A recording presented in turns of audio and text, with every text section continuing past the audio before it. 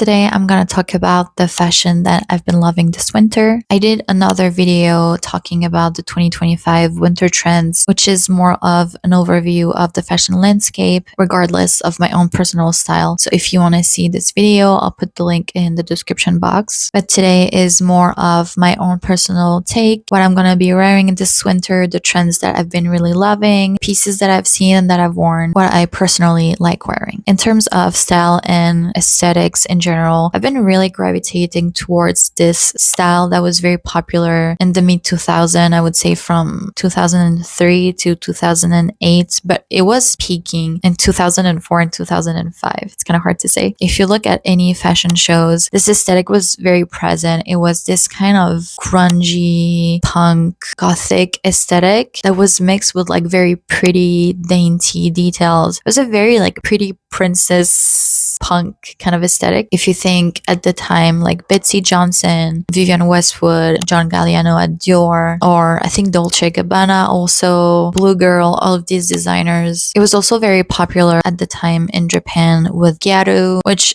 is a bit different, but it was very inspired by this subculture. It was a lot of pastel colors like baby blue, baby pink, powdery colors mixed with like darker colors like deep purple or even black. There was also a lot of juxtaposition of materials like lace with knitwear, with embellishments, sheer materials, or velvet, satin. It was a lot. And that's why I call it like pretty princess punk, because it was this juxtaposition with very pretty, dainty elements and very messy, punk, rebellious elements. To me, this vibe is very London or Paris in the mid 2000s. Like it's peak London girl in 2004. I did a few outfits with this specific aesthetic on my Pinterest. If you want to see, I do a lot of outfits, collages every time I have inspiration or something is really speaking to me. If you want to check them out, I'll also put my Pinterest in the description box. I've also been loving this kind of boudoir aesthetic, which I talked about in my winter prediction video. It's been inspiring me a lot in my own personal work and in my own art. I'm working on a new collection for my website right now, and I've just been pinning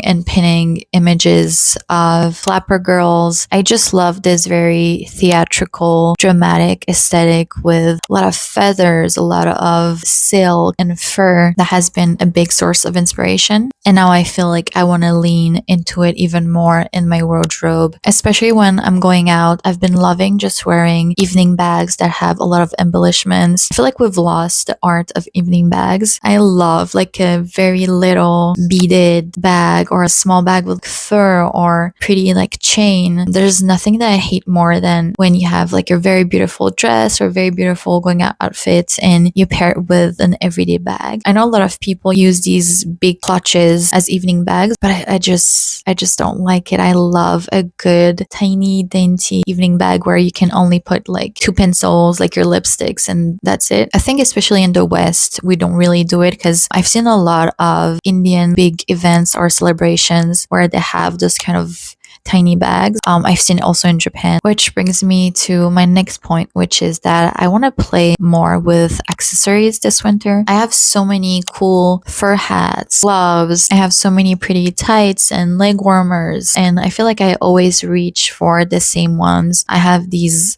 earmuffs that I always wear. I wear the same cashmere beanie all the time, or the same gloves. I've been loving especially fingerless gloves, like lace fingerless gloves with a going out outfit. I think look really cute, or maybe some with like beads or some kind of sequins or leather fingerless gloves. I also want to play more with tights. I really want to wear like a baby blue tight or a really white, like stark white powdery tight. I think this with an all white outfit would be really beautiful. I just don't wear that many skirts or mini shorts, so I don't really have an excuse to wear tight unless I wear like a mini dress. But yeah, I've just seen so many cool ways to style socks and leg warmers. I've also been obsessed with fur collars that are not attached to a coat, just with like ribbons and pom-poms attached to them. I've done so many looks on my Pinterest already with that. I think the first time I saw it was in The Devil Wears Prada, and I've just been obsessed with it since, and I can't find one. So I think I'm just gonna find like a pretty fur in a thrift store or on Depop, put the ribbon and the pom-poms myself, because